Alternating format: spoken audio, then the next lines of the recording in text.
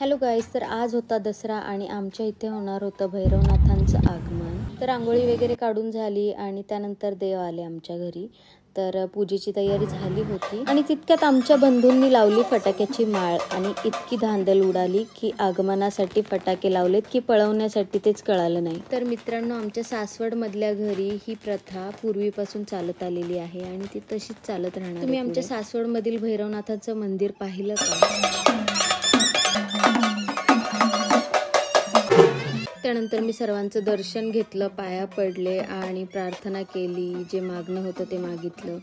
त्यानंतर आम्ही त्यांना चहा दिला आणि आरती झाली आणि खूप छान वाटत होतं। अतिशय प्रसन्न असं वातावरण झालं होतं, खूपच सुंदर वाटलं। आरती झाली छान आमची। तर गाईस, तुम्ही पण दर्शन घ्या आणि माझा मिनी ब्लॉग तुम्हाला कसा वाटला ते आम्हाला नक्की सांगा। बाय।